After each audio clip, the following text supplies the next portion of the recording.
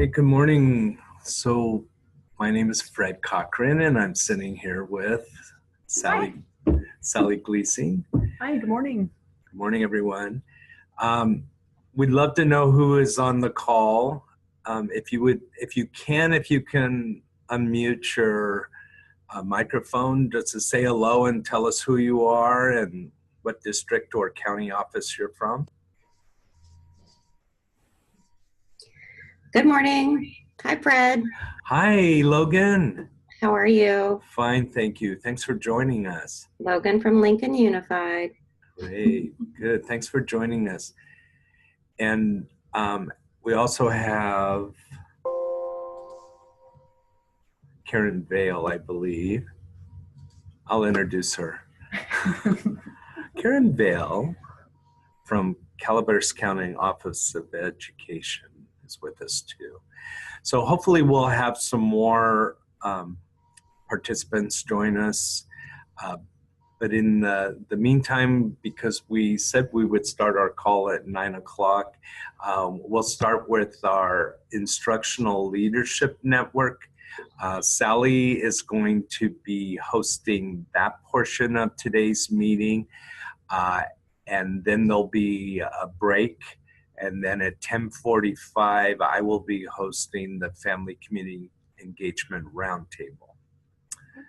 Okay, so I'm going to have Sally share the screen, but in case you don't already know, at the bottom of the toolbar, or at the top of your toolbar, you'll notice where you have some features of the Zoom call that you can use. The chat feature is one that you can use to ask questions or make comments, but we really would like our participants to be active participants with us. So we'd love to hear what you have to say or questions that you might have. Yeah, please feel free to, when we get to portions of discussion, please feel free to just unmute your microphone and add your comment or your question or whatever it might be. This isn't intended to be just Fred and I talking at you, because that's a scary thought. But we really want it to be as interactive as possible. So anyway, and we know too that some folks connect in through their phones, so that we don't see their name up there as far as logging in, but they may be listening in, and then they could also speak in too. So, Fred, did you want to mention about the collaboration in common for Logan, I think specifically to access the resources? Right. Logan, we have a network sharing platform we use called Collaboration in Common. We're going to refer to various handouts today throughout both presentations, and that is where we have those resources available. So I will share the links with you after the meeting so that you have access. Or does she need them during the meeting? She needs them for the thing, yeah. Okay, so I will send you the information while Sally does the presentation. So I'll send it to your computer. Perfect, thank you. Okay, thanks. Okay, let me get myself started here, or get us started, and we can kind of, I gotta do my little share screen. We're all learning here. Okay, share screen. Okay. And okay. It may actually be most efficient to just email those documents to her, I think, at this point. Oh, and then okay. give her the CIC information, okay. Okay. So Logan, what we'll do, Karen, of course, you can access those things via the Collaboration in Common, because there are 4 handouts that are really pertinent to this particular section. And Logan and Fred is going to email those to you just in the efficiency, so you can get those things quickly, yeah. So what the general topic here that you may recall from the email that Fred sent is about teacher leadership. And we know that a lot of schools and districts are really looking very closely at how to build teacher leadership. Sometimes it's through very specific titles, TOSAs, coaches, what have you.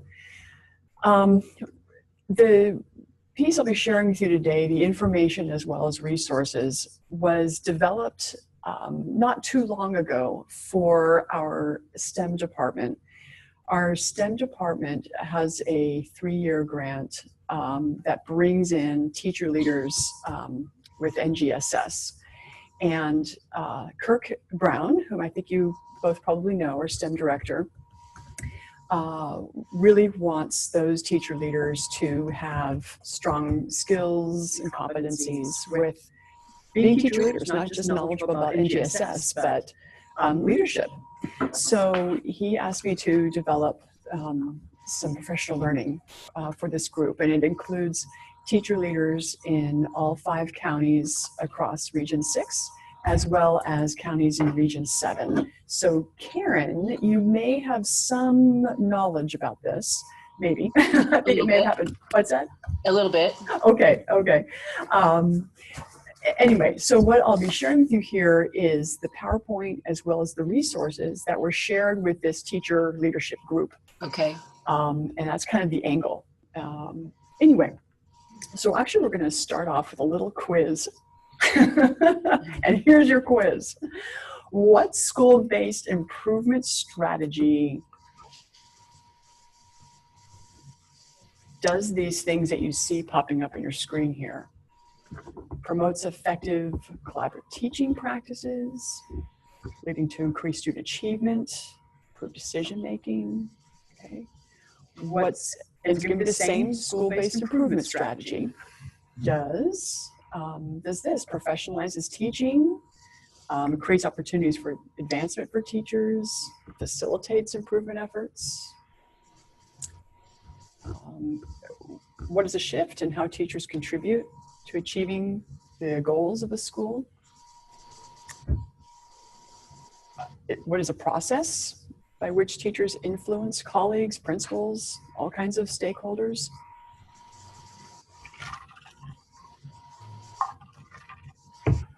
And teachers who enact change. So what is that school-based improvement strategy?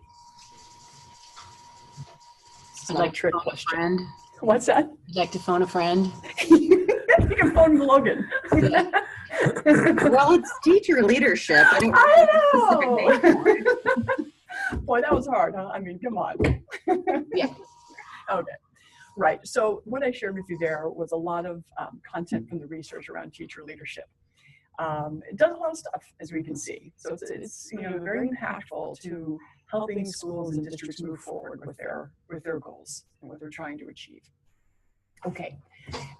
I've shared with you quite a few little definitions through there.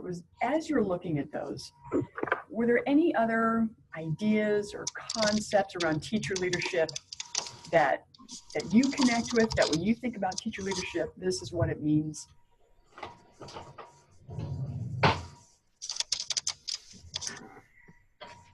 I can't think of any kind of other concepts. I just know that, when you can find a teacher that has the potential to be a leader and meet them where they are and build them up and build their self-esteem, it's pretty cool to watch them grow into those leaders that affect change at your site.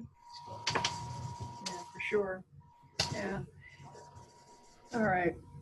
So as we move forward with thinking about teacher leadership here, there are some assumptions that teachers themselves, administrators, pretty much everybody in the community have to hold as assumptions, things that we just assume to be true in order for teacher leadership to gain traction and play an impactful role for student learning and improvement of instructional practice. So those assumptions, really quickly, and then we'll look at a related kind of resource, are that it impacts not just peer performance, but student performance. We assume that teachers lead wherever they are, not just through formal roles, but informally. We assume that really all teachers have the opportunities for leadership and the potential in there. That it requires teachers to develop skills that they need for effective leadership. That you can't just throw them out there and wing it. If they're going to be really effective, they have to build their capacities. That they build those capacities best when supported. Otherwise, frustration can ensue. We probably all experience that sometime. Teacher leadership requires changes in other leaders. So we'll examine that a little bit in a moment. And we assume that teacher leaders have to kind of take responsibility, not just for others' growth, but of course, their own professional growth in that role. We assume that they have to collect evidence that how is what they do as a teacher leader actually impacting educator effectiveness, student engagement, student learning, whatever outcomes are associated with what they're focused on. And I think this is number 10. Lost track. That they collaborative and continuous improvement cultures are part of what they help foster. So not just the idea of student learning and achievement being that only focus, but what are some of the pieces along the way and the foundational pieces that help make that happen. Okay. Oh, I was wrong. It was not number 10. You could have numbered them. I could have numbered them. Well, you see, the thing is, when I look at my notes, I print them all out like this. So look at that. I mean, I can't keep track of that. Anyway, and I think this is the last one. And I love this one too, because it really kind of hits the nail on the head in terms of what a lot of teacher leaders experience. They need courage. They need to be flexible. Tolerate the ambiguity that can come with the development of their role and how they go about that role. Just as a quick question, because I'm curious, have both of you had roles as teacher leaders before you went into administration? Yes. Yes. Yeah. Okay, good. We'll get to a piece where you can share a little bit about what those roles were. Well, Sally, to add to what you put your slide here, I would also say sometimes you need to tap those teachers on the shoulder and say, hey, I really see you as a leader, because sometimes they don't recognize it in themselves, or they're afraid to recognize it in themselves. And that's definitely the case with the teacher that Copper sent to the science community of practice. He was like, I don't want to be a teacher leader. I go, sorry, you are one. You need to, it would be a shame for you not to share, your expertise with people. So I think that encouragement piece is really important. That's a great point. That definitely is a role for administrators and leaders in different areas. You bet. Thanks for sharing that, Karen. Mm-hmm. Okay, so I have a resource that goes along with that, and it's accessible through Collaboration Common, or I think you're Logan, get that right? Okay, good. I hope so. I sent it to her. I've got it. Oh, good. So basically, this handout was provided for those teacher leaders, and as you look it over, we won't spend a whole lot of time really on any one of these handouts, so these resources. We'll scan them. You can ask questions, some comments, consider how you may use them for yourself and your role moving forward. But we won't take the time with them that we did, when I was actually working with the teacher leaders. We spent, a fair amount of time on this particular one. So as you look at it there, you can see all of those roles, or all those assumptions that we just looked at, along with a little bit more description below each of them in italics. And then I prompted the teachers to ask whether or not they agree with them. Do you agree with this assumption? And space for them to kind of be not sure. They didn't necessarily have to take a stand on it. But then also thinking about their colleagues as well as their supervisor. do those individuals agree with these assumptions too? Because the whole community has to agree in order for teacher leadership to really take root and be impactful. So go ahead and scan that, and bring up any questions you might have for us all, or comments, or anything else.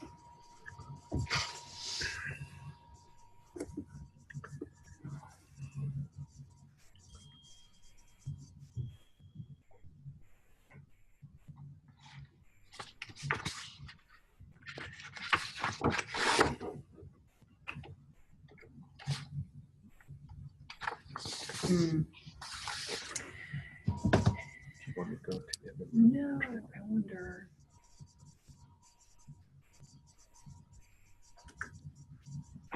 Let's see here. I would say, number 4 is probably one of the things that scares teachers about being leaders is developing more capacity, and a lot of them already feel, pretty full. Yeah. So developing, you're going to have me do another thing. So I think that's a piece that definitely needs to be supported. That builds on number 5. Right. Yeah. What can be taken off their plates to help make room for that? Sure. Yeah.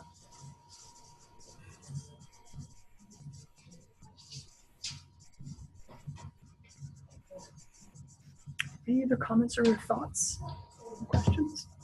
I was thinking that number 8 might be a little overwhelming for teachers, because now you want me to be a leader and you want me to, prove it. Yeah, right. I mean, how does that work? Yeah. Yeah. Yeah. I'm thinking back to when I was a coach and a department chair, at the classroom level and the school site level.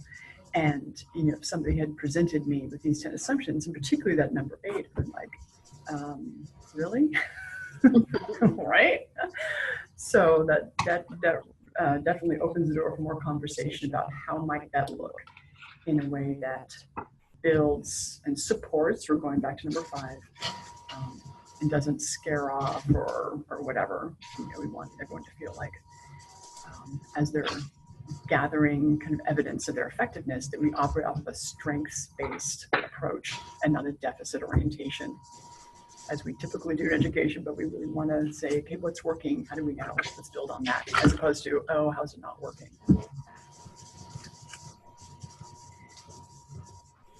Any thoughts about how either of you may use this? Any next steps with it at all? Just a little thirsty over there. Let's see. I know, I just watered it. Yep. So I was, what comes to mind initially for me is working with principals Oh, yeah. in a manner to use this so that they can identify possibly, some teacher leaders on their campuses that they haven't quite recognized yet. Right. Yeah. For sure. Yeah, there are a lot of culture elements embedded in this, certainly. And so I'm thinking, this idea, Logan, that you shared about sharing this with principals, conversation around the culture of the school is going to be wrapped into this pretty tightly. Mm-hmm. Yeah. So good. Okay. Any other last final thoughts or questions before we move forward? Nope. Okay. All right. So there are quite a few different roles, right, that are associated with teacher leadership. So just a ton of them. So let's take a look at several of those different roles. Of course, there's department chair, what we could call a learning facilitator. And we'll look at the more detail of how these are defined out in just a moment. Mentors, people who are representatives on various committees, whether the site or district level. Catalysts for change. Those are the movers and shakers, and people kind of rattle the cages of people that won't budge. Not that ever happens in a school. I mean, Never. No. Coaches, instructional coaches, people who are members of various professional associations, active memberships, right? Not just paying those yearly dues and getting the publications, but actively, maybe some leadership roles or something like that. Data coaches are people who are data analysts and can help share what they know about the process data, outcome data. Resource providers, that's probably one of the safest places for teacher leaders to start. We've got curriculum specialists out there, community advocates, learners, like a lead learner along with the principal.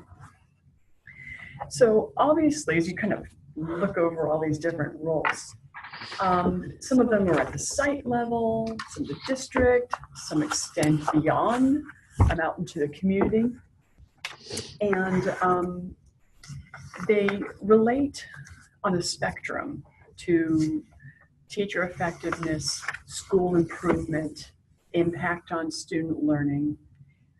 So some very much so, and some not as much. So which of these would you say has the furthest impact on student learning and achievement? Because they all do, right? The intention is they all do, but some are kind of further away. So you're asking about the one that has the least amount of impact? Sure, well, just based on your experience, there's no right or wrong answer here, certainly, but just based on your experience, which would you say, well, there could be several that have kind of they're further on the scale of having impact on student learning.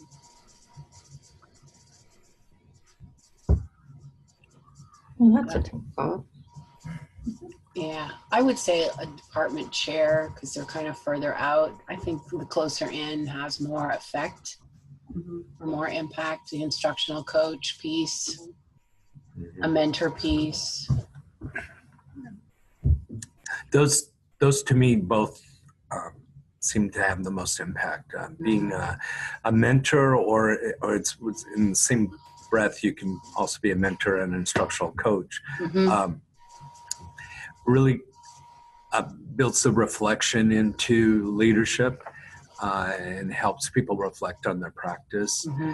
So to me, I think that area really, some of the others seem more organizational, but that one seems to me to have the biggest impact on student learning. Well, I think the catalyst for change, I mean, if there's something on, at a school site that isn't working, you've got a teacher leader who steps up and, is innovative and can get everybody on board. That can be very powerful for student learning. Sure. Yeah. It's almost easier to look at these and say, okay, which ones have really close impact on student learning? Let's look at that end now. And then kind of what's left over, maybe that's a little further. But Karen, it's interesting you mentioned about department chairperson, because we had a conversation in this teacher leadership group that I was referring to earlier about certain ones that have kind of a further impact, and department chairperson, based on the research, tends to have one of the furthest impact sort of whatever on student learning. And there was a discussion about that. So it was interesting. So what I'm going to do is just go ahead and shade out the ones that from the research have a lower impact on student learning achievement, which kind of correlates a lot with the little discussion that we just had. So from these kind of leftover ones, if you will, I developed a kind of a handout resource, which looks like this, and that should be in your list of resources that you have there, titled A Selection of Teacher Leader Roles and Responsibilities. So you can see on the screen, and if you want to pull up that document, that would help you look at it much more clearly. So I'll give you a moment to grab that.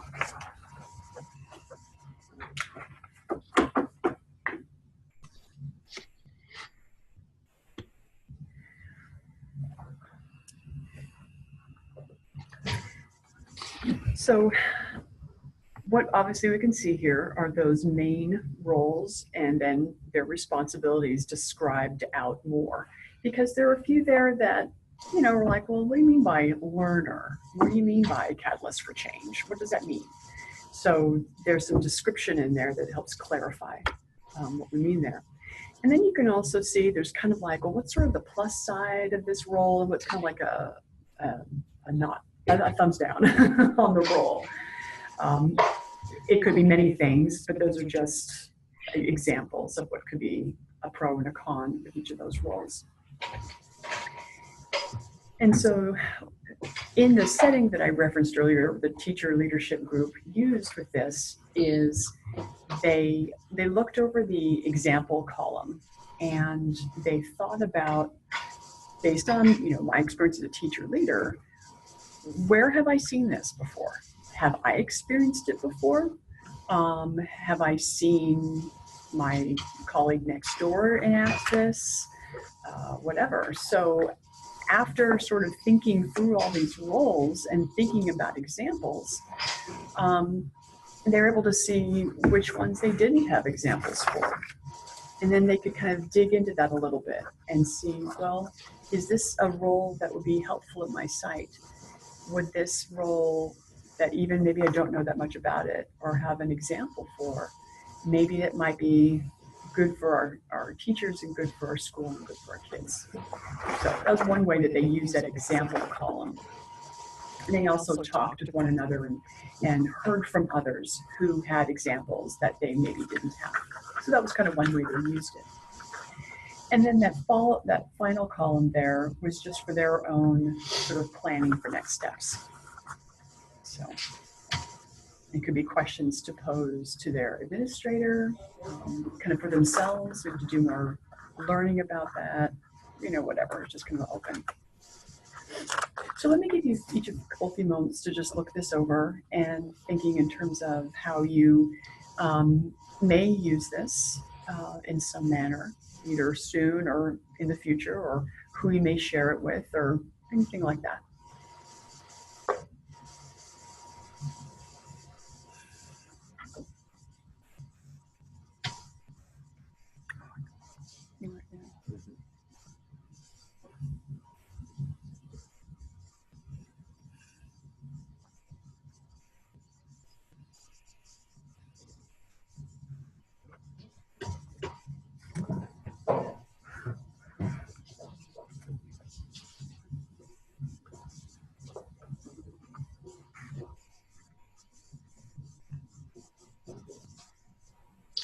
Under the topic learner, I really like the term lead learner. I really like that term. Yeah, I do too. Yeah.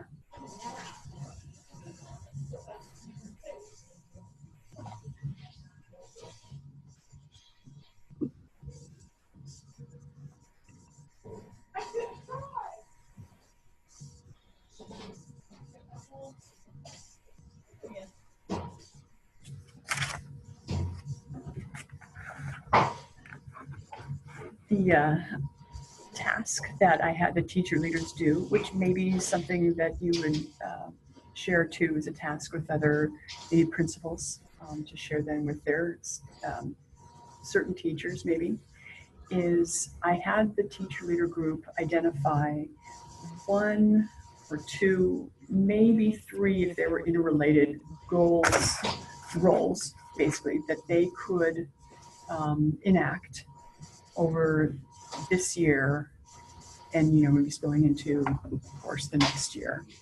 And then a couple of stretch goals or roles, I guess you could say. So if they were thinking, okay, I'm just stepping into this teacher leadership role, not sure, I love the concept, but right now I could identify, say, learner and, I don't know, maybe something else on there that I can do now. And that's what I'm going to focus on, and that's what I'm going to talk with my principal more about, and I'll share with my colleagues, you know, this is the role I'm moving forward with. But then I really see a need for, you know, a data analyst maybe, because we have a lot of new data that's coming to our school. And I could see building into that role, maybe next year or something like that. Or I really would like to be an instructional coach. And so maybe in a couple of years, that's my stretch goal. So they identified 1 to 3, I can do this year goals, and then a couple of in the future stretch goals.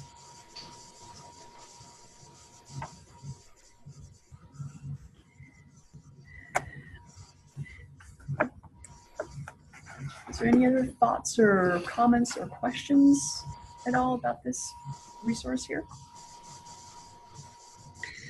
So am I understanding correctly, you would have your teacher leaders or the group you worked with, you had them look at this and then just identify these basically informal roles that they would choose to hold at their sites? Right, and specifically thinking about their school setting. In this particular example, of course, NGSS was the focus.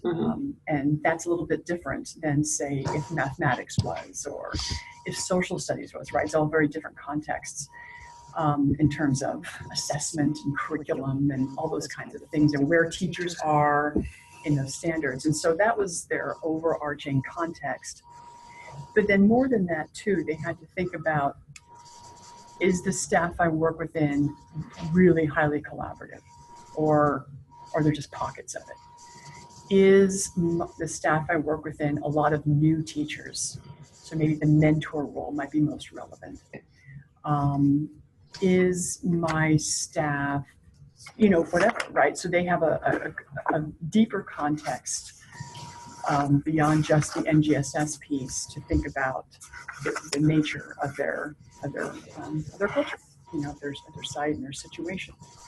With that knowledge, then all of that put together, they could then hone in on roles that meet those needs, as well as what they'll feel comfortable with moving into. And then, of course, their piece was to go then back to their administrator and say, hey, I think Lorna is a really great role for me this year. Let's talk about how we can make that happen. Or I think instructional coach is the best place for me to go forward, or curriculum specialist, something like that. Does that make sense, Logan? Yep, okay. That makes sense. Thank you. Oh, yeah, sure.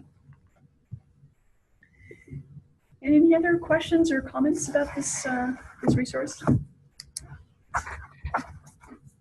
I don't think so. No, That's good. Okay. All right. Time looks good too. All right.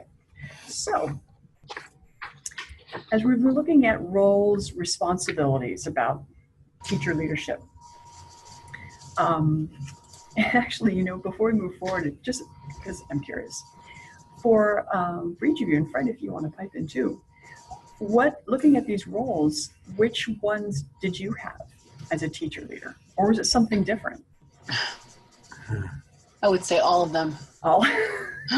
They would sort of shift back and forth, but Right. A little bit of all of that. Smaller area, Yeah, or rural we're district. super tiny. Right. Yeah. Everybody wears numerous hats. Yes. Right. Mm-hmm. And I would say the same thing. And it just depends on where your site is at the time, or, like if I've been at 3 different sites, just what was needed. Mm-hmm. Yeah, for sure. Yeah. I think A good leader can fade in and out of all of them. right. Yeah. Right. For sure. And I kind of grew through most of these myself, as I was very curious how things worked, and I wanted to see things in a different lens than maybe some of the veterans that I was teaching with. So that drove me to want to be just to know more, and to be able to be credible, I guess, about what's going on at school, and help communicate that with my peers and parents, principal. Mm-hmm. Yeah, for sure. Yeah. Good deal. All right. So our next piece here is it references back a little bit to the assumptions that we looked at a little while ago. A little bit, kind of overlaps with that a little bit. And that has to do with the conditions for teacher leadership to be effective and successful at a school site. And so basically we can think about this question is, what does it take for teacher leadership to be successful? What needs to be in place? What needs to be going on in order for this, not just the teacher leader to be successful, but the concept to be successful? So based on your experiences, you can, consider things like, your personal experience. We just talked a little bit about the roles that, we each had. Well, actually, I didn't talk about it, but, but I agree with all of you and kind of do a little of everything about what it took for you to be an effective teacher leader. Things that you observe, you've read some things, heard about some stuff, or just your own analysis of this concept. And so just a quick little conversation for us here. How would you answer this question? Just as a quick kind of first thoughts that come to mind.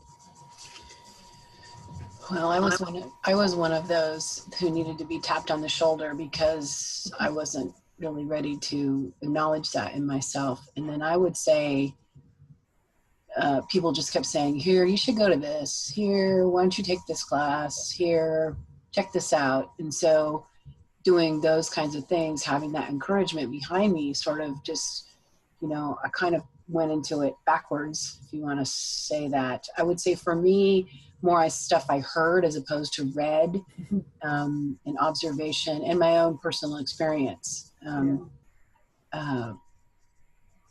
My own analysis, I think that came pretty slowly for me, but it just was like, okay. Because I would see change that I felt like needed to happen and nobody was doing it. So I stepped up. And I think it's really good for those of us who are smalls to get out there and see what's really going on in the big picture. Yes, things are different for us, but you learn a lot and you get little ideas from listening to districts that have more resources. Yeah. And you can take little bits and pieces from that. Yeah. And now here you are, assistant superintendent. Now here I am. So yes, there you go. Let's see where that led you. Yepper. I think for me it was, we're at a program improvement school, year 5, mm-hmm. and we're working hard to get out of it. And we had a principal who made some pretty tough decisions, the right ones for the site, but then everybody was just and nobody understood why. So I kept going to her and saying, but tell me why you've made this decision, and asking, because I figure out, it's just because our perception isn't broad enough to know the answer to something, why a decision's being made.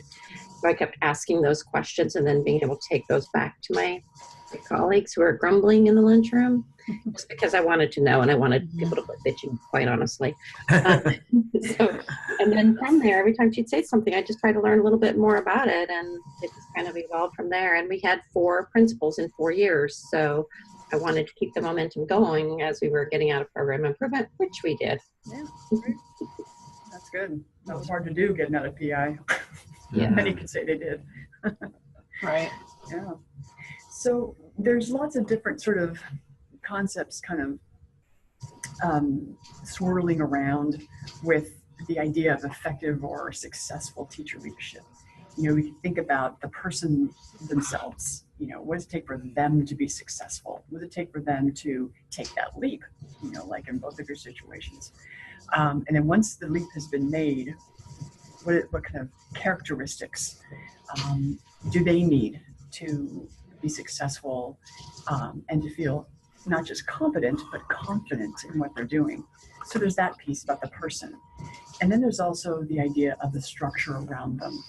What's going on programmatically, what's going on with the school, the district, that makes their work, relatively speaking, easy and move forward.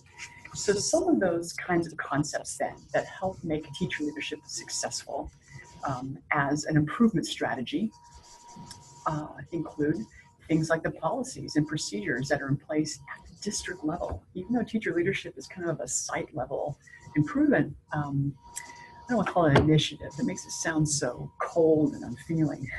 I hate that word, initiative. For the record.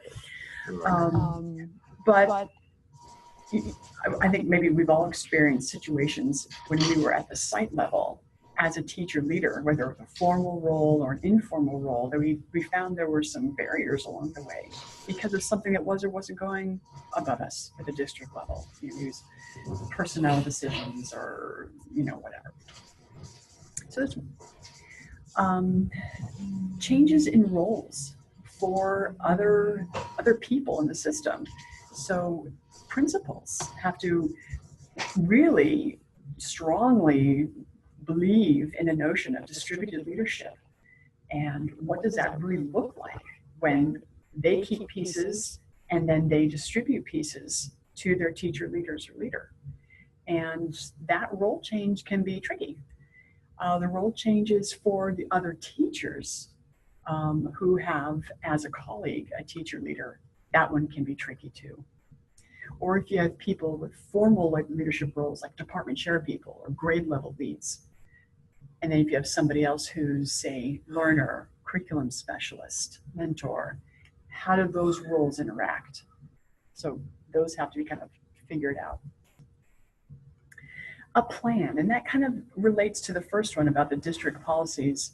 What's the plan? And I know for many of us, and it's most common to not have a plan. It's just kind of like, here's a person who really knows what they're doing. They've got great energy. They really need to be in a leadership role. Let's make that happen. But there's no plan that really delineates how they'll learn those skills, what's taken off their plates, what they'll actually will do as opposed to not do, and things like that. So we have a plan for everything. We might as well have a plan for teacher leadership. Just kidding. The recognition and celebrations that they need, as well as everybody at the site, to know this is what we're working on. This is the movement we've made. Let's recognize that. Let's celebrate that, because we need to know we're making a movement towards our goals and our objectives. And it's the role of that teacher leader or leaders that have helped make that happen. So we really need to be very clear about that. The continuous improvement concept or continuous development concept is pretty big for teacher leaders to be successful. And this commitment is not just for them, as we were talking about earlier, it's for everybody. If we probably all experience this personally. If there's, a teacher leader identified at school, and there's a few people who are really all about improvement and growth, continuous improvement, all that, but there's other folks that want to have nothing to do with it, or there's roadblocks, right? So this commitment to continuous development, again, not just a teacher leader, but everybody else at the site, including the administrator, everybody, right? It's just part of the culture.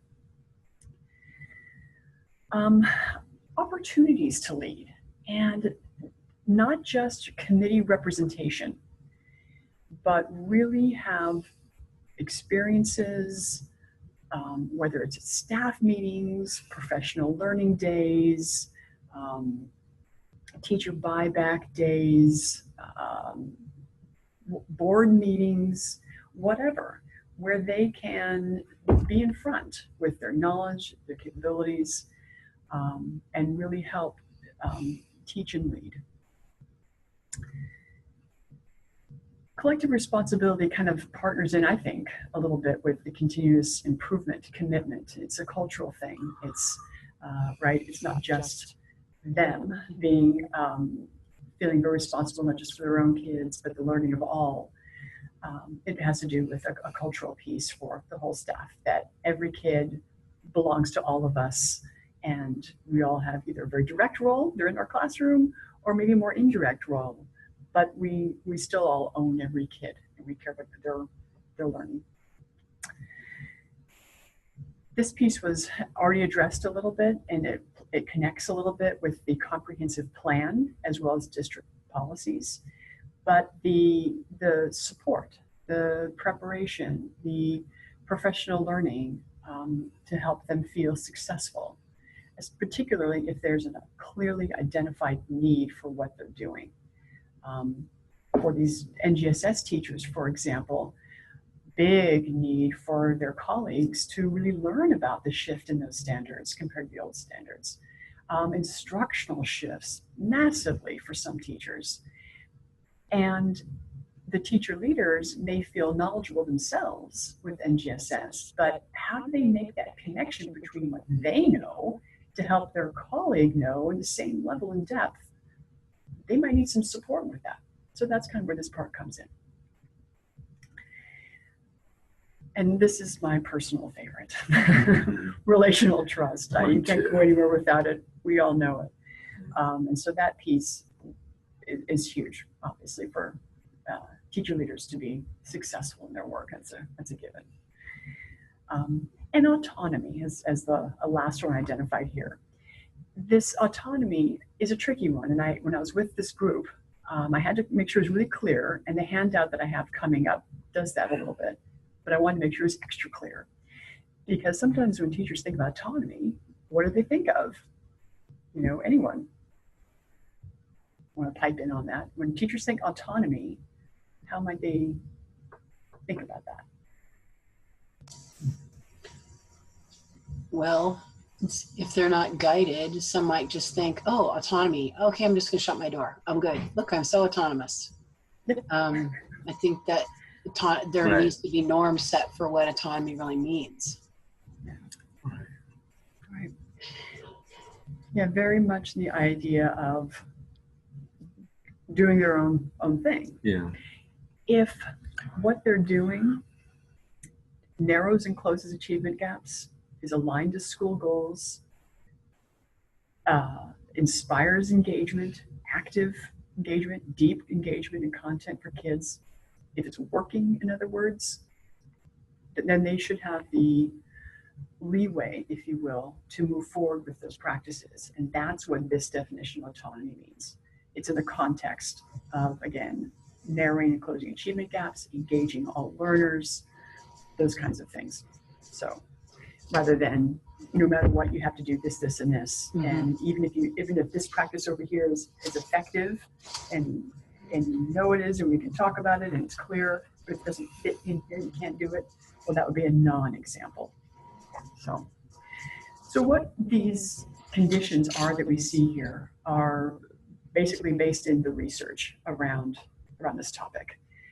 But, you know, we could approach this topic like we did a few moments ago with, based on your experiences, what needs to be in place programmatically, kind of big picture wise, for teacher leadership to be effective. So you could add to this, and your experience or your teacher leader's experience or whoever would be just as important as what the research has here.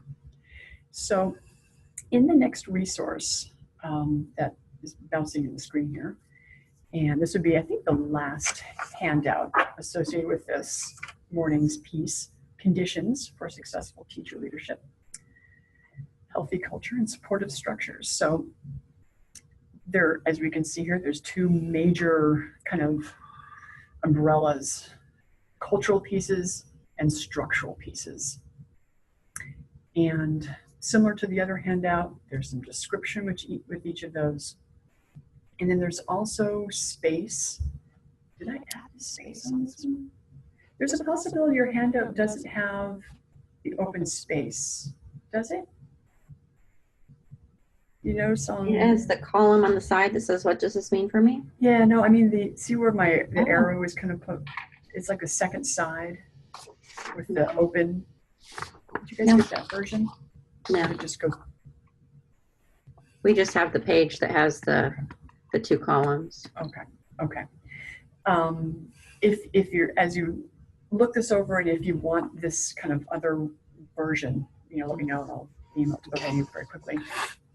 But what you can kind of see on the screen here a little bit are a bunch of open areas, and that was for the teacher leadership group to identify additional, for example, healthy culture conditions. If there's anything else in addition to these 5, based on their experiences, that they would add. You know, I want them to have that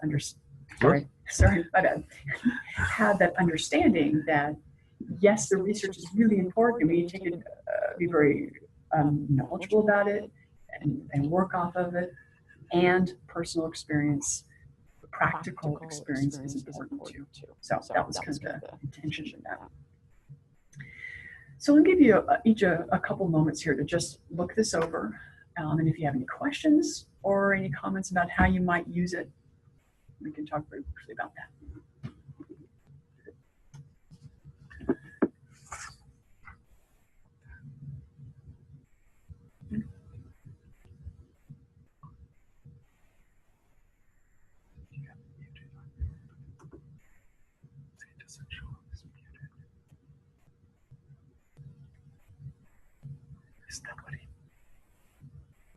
Maybe. This is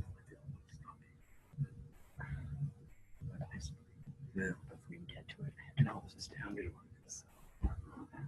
She's still saying it's like. She thought it was better. A lot of background information. Did you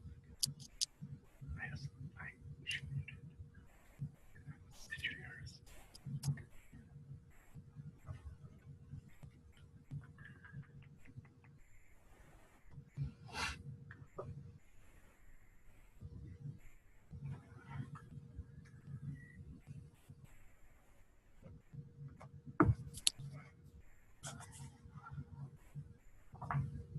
Sally, I'm curious about what were some of their responses when you did this with them. Yeah.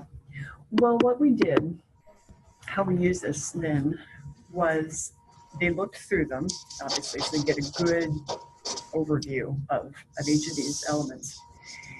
And I had them look at them first, what's in place at their school, and second, what's not in place.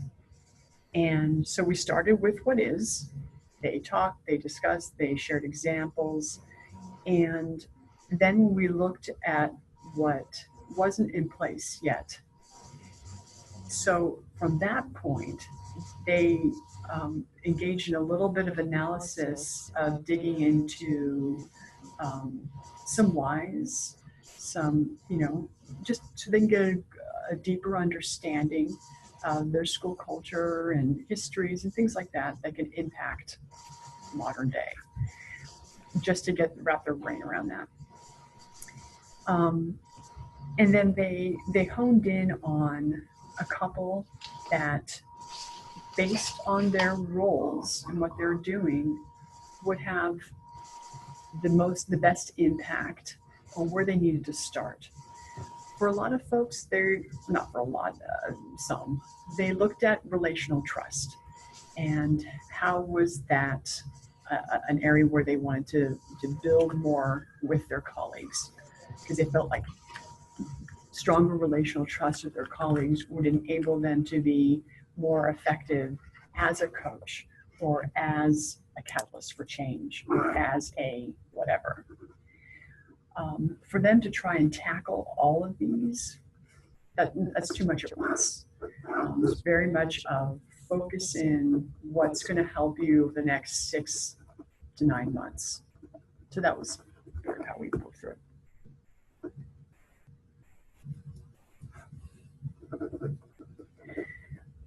One of the interesting pieces about this particular group that I'm still working through how to make it work is as you look at these, particularly the pieces around supportive structures, maybe all of them, but I'm thinking about those things like the supervision piece, the plan piece, the role changes piece.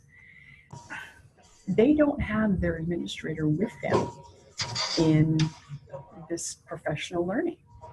So just as them, as the teacher leader, looking at these going, wow, I can't do all this myself, right? I need to have at least a conversation with my principal and probably, my district advocate or their supervisor or whatever the relationship might be. So they also thought about next steps, and that's where that right-hand column was, to give them some space to do a little bit of planning about who they needed to talk with next and so on. The administrator role in these is obviously enormous. It really is a collaborative effort of not just really great teachers, but site administrators district folks to really make teacher leadership as a very effective improvement strategy, and not just improvement, but growth strategy, right? Take root. So.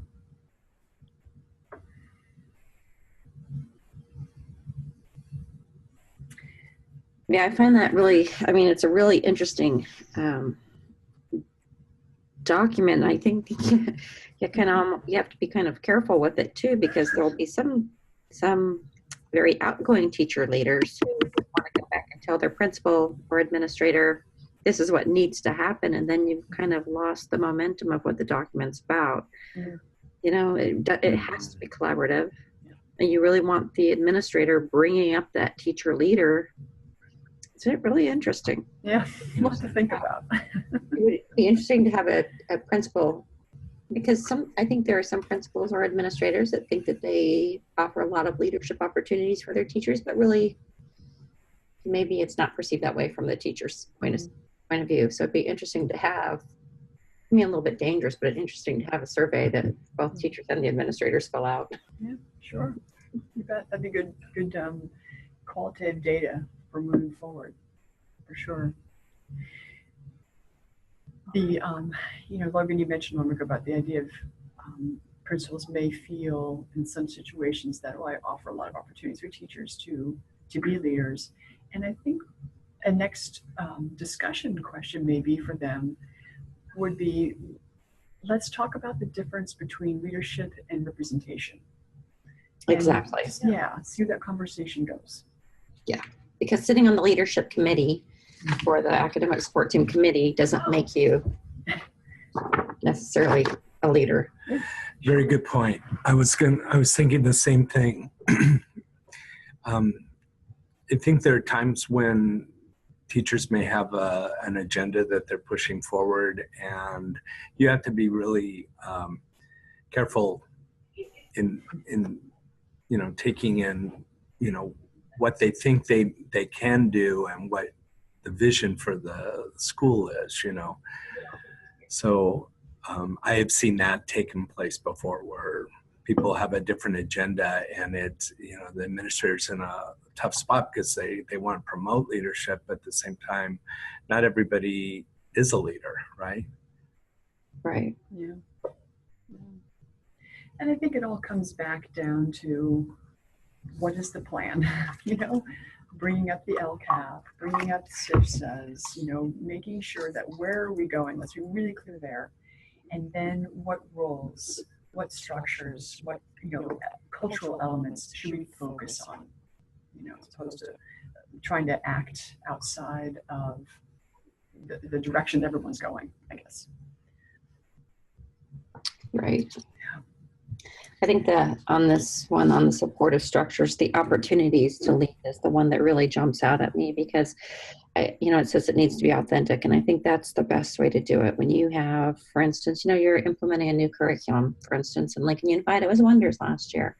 And people didn't know what to do, and there was some pushback. But at my site that last year, there was one teacher that jumped right on board with all the technology piece. So anytime somebody had a question, I'd say, hey, you should go with your mate, hey. And I had already asked her if I could send people her way, and boy, did it build momentum. But I mean, she was building her own leadership amongst her peers. It was very authentic. And that sort of way to build the teacher leaders is just amazing. So I think that's the one that really stands out for me. That's great. Yeah, having those examples so powerful, because then it takes us back to that strengths-based approach orientation as opposed to deficit orientation. Let's identify those areas that's working. What does it look like? Why is it working? How can we replicate that? Mm-hmm. So yeah, thanks. All right. Anything else? Any other questions? I think this is the last of my. It is the last of my piece. So any other questions or anything else before we take a little break here? I don't have any. Thank you. That was very informative. I really appreciated it. Oh, you're welcome. You're welcome. I'm glad you appreciate that. Those documents got to you as Word documents, I believe. Right? Yes. Documents? Okay, good. The intention, of course, is that you can type in. People can type in if they want to. collapse, whatever is needed. They are loaded into Collaboration and Common as a PDF. So Okay. if you want the Word document, Karen, I can send that to you. Okay. Okay, that sounds good. Sally, are you going to continue to refer to that science group along the way? I can, When we yeah. talk? I would just love to hear their progress. You bet. I can absolutely do that. The next topic is it has to do with the characteristics of an effective teacher leader. So we're talking now the individual. And then the last one has to do with assessing teacher leadership, which I don't know how that one's going to go, but Okay. I can share it. Yeah, I just would like to hear how the group is doing. Oh yeah, totally. Yeah, I can do that via this network, or if you want more information, just call me up. Or Okay, sounds good. You bet. Yeah. All right. Well, I think we'll go ahead and close it for now, right? Yeah, the plan here is that we're recording the Zoom call, and we will upload that and share that with everyone who is here, and for those who could not join